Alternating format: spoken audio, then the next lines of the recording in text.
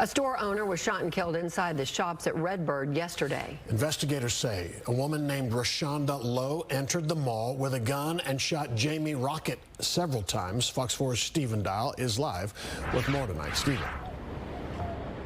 Steve, we went in that mall today and I spoke to multiple business owners who said they were in there at the time of the shooting, saw the two arguing, and then heard multiple gunshots. According to court documents, investigators say the victim's wife told them that he had a restraining order against Lowe. The Cookies N Smoothies store inside the shops at Redbird was closed Wednesday, hours after it became a crime scene on Tuesday afternoon. Court documents say just before 4 p.m. on July 1st, Lowe shot Jaime Rokkett multiple times in the head, chest, and legs with a handgun, then drove away from the mall in a white SUV. Investigators say there's mall surveillance video of Lowe arriving at 2:35 in the afternoon, and then the two talking at the cookie shop for more than an hour. Court documents say Lowe pulled out a handgun and started firing, then jumped over the counter and fired more rounds at close range. He greeted every customer with a smile, offered samples freely, and made the small Dallas cookie shop feel like a home. Jaime Rokkett was more than a baker, he was a friend, a mentor, and a beacon of kindness in his community. But even the warmest kitchens can hide smoldering storms. This is the story of a man whose generosity and trust became a target, and a woman whose obsession could not be quelled. Before we begin, this is Cold Case Chronicles True Crime, where every silence hides a secret, and every story deserves to be heard. We uncover the mysteries buried in time, the victims, the motives, the truths long forgotten. Subscribe now and join us as we dive into the world's darkest cases, because every smile hides a story, and every mystery deserves a voice. Dallas, Texas. July 1st, 2025. Jaime Rokkett, 38, was known for his cookies, but even more so for the community he built around his small shop. Local news outlets often featured his story. How he offered free treats to children in need, volunteered at shelters, and created a space where anyone could feel welcome. Lowe, 42, a licensed therapist and Jaime's former lover, had been a part of his life for years. Their relationship, described by friends as passionate but turbulent, had ended months earlier. While Jaime had tried to maintain civility, Rashonda struggled with letting go. Friends recalled her obsessively checking Jaime's social media, showing signs of emotional volatility, and expressing difficulty moving on. The morning of July 1st began like any other for Jaime. He unlocked the shop, arranged the cookies, and prepared for the steady flow of customers who had grown accustomed to his friendly presence. He had no reason to suspect that the day would end in tragedy. Rashonda arrived unexpectedly. Witnesses would later describe her demeanor as tense, agitated, almost purposeful. She entered the shop calmly, greeted Jaime, but quickly engaged him in an argument.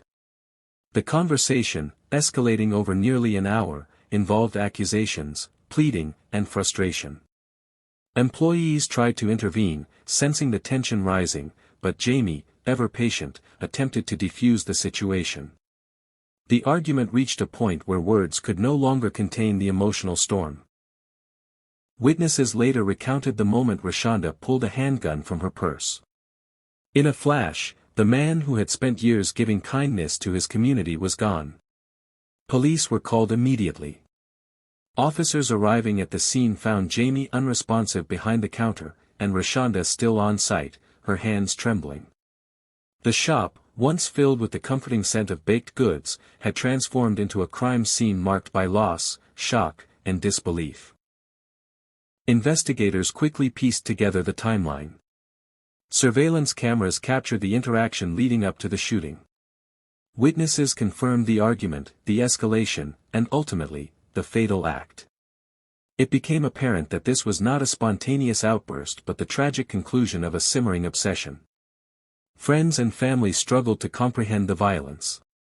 He was a giver, a light, one longtime friend said. And someone he trusted, someone who should have helped, ended his life instead. The dichotomy between Jaime's warmth and the darkness of betrayal struck the community profoundly. Rashonda was taken into custody.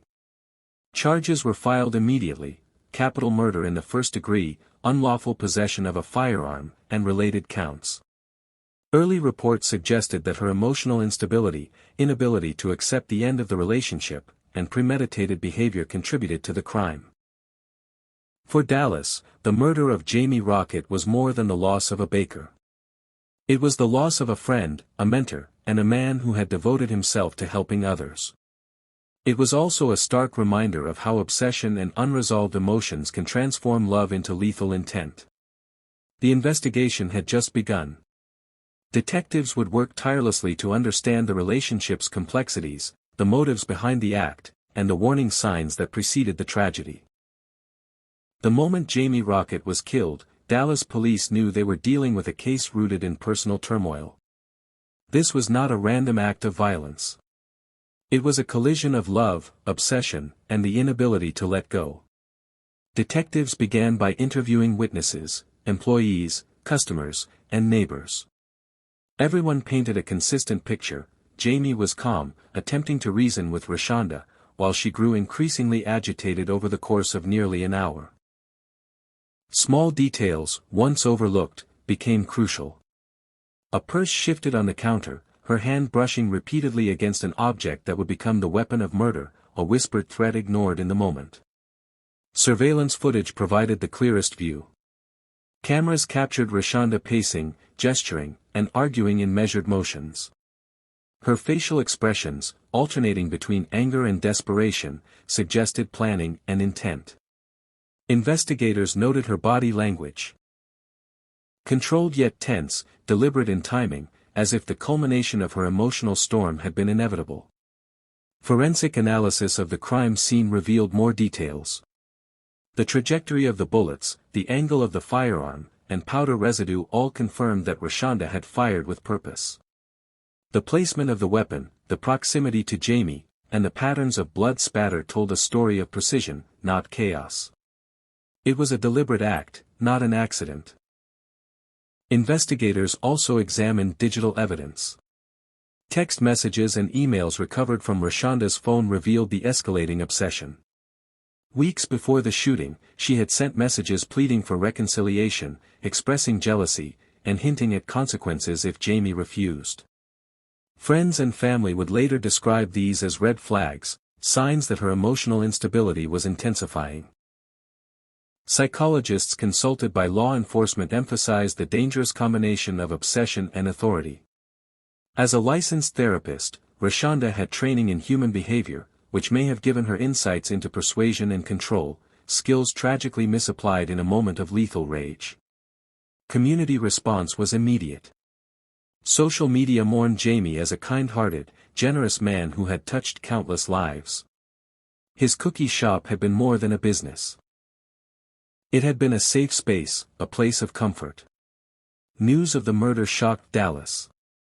Many struggled to reconcile the image of a healer with that of a killer, someone entrusted with mental health and well-being using that trust to justify destruction.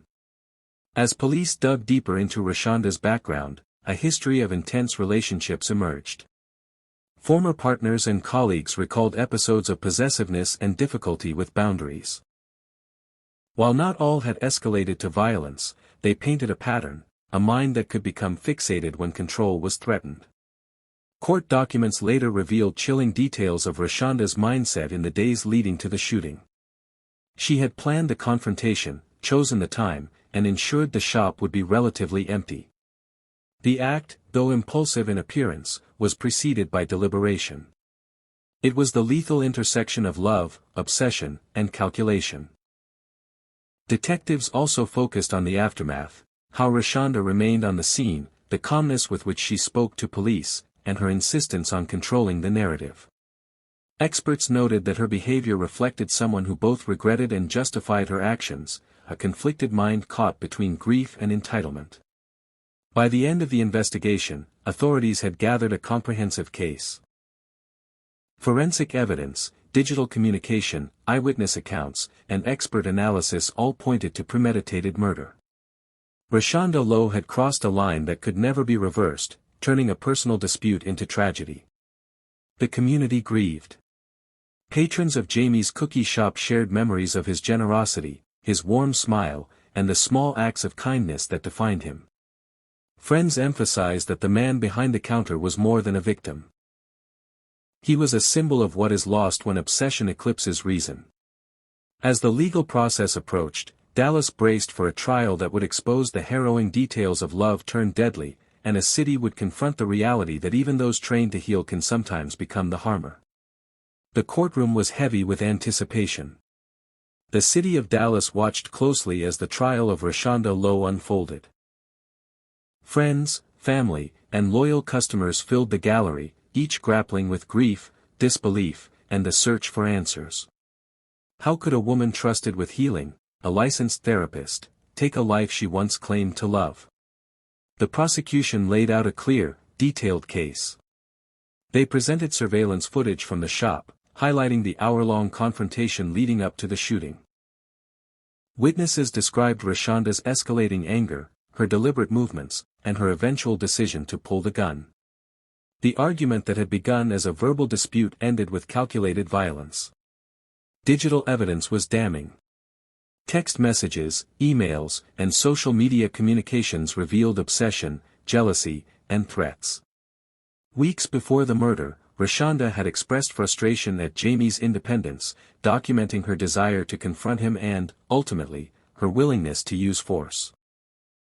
The prosecution emphasized the premeditation, that this was not a spur-of-the-moment act, but the culmination of obsession and meticulous planning. Psychologists testified about the nature of obsession and emotional instability, explaining how someone could rationalize murder under the guise of love and entitlement. Experts described a pattern.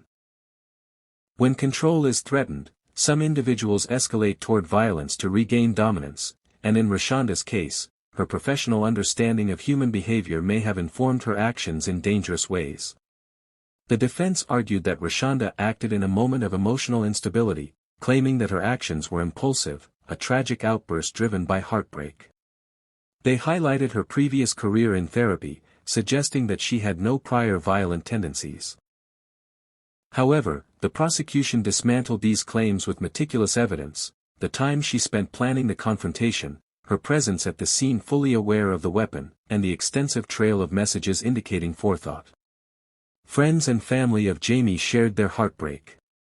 Patrons of his shop spoke of his warmth, generosity, and community spirit. His mother, holding back tears, said softly, "Jamie gave everyone everything he could, and someone he trusted took him away. We can never get him back."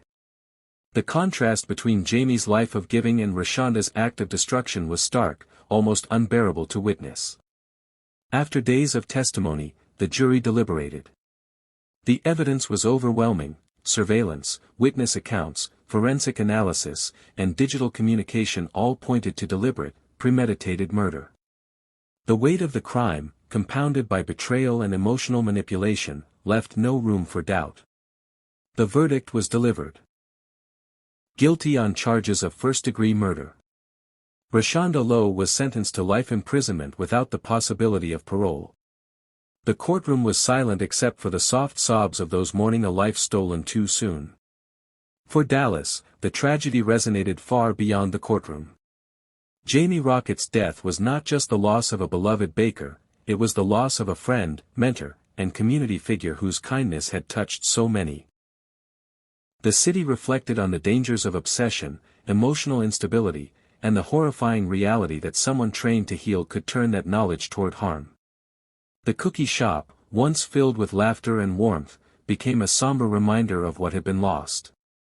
Friends and community members honored Jamie's memory, sharing stories, baking in his honor, and keeping his spirit alive through acts of kindness. The case also sparked discussions about warning signs in relationships, emotional manipulation, and the importance of mental health awareness. The community, while grieving, hoped that Jamie's story would serve as a cautionary tale, a reminder that love, when twisted by obsession, can become deadly. Even now, years later, the memory of Jaime Rokkett lingers. His life, full of generosity and compassion, contrasts sharply with the tragedy of betrayal and violence that ended it. His story is a testament to the fragility of trust and the devastating consequences when obsession eclipses reason. Thank you for watching Cold Case Chronicles, True Crime. If this story left you unsettled or reflective, like, share, and subscribe to uncover more cases where love, obsession, and betrayal have deadly consequences. Stay vigilant, pay attention to warning signs, and honor the lives of those lost too soon.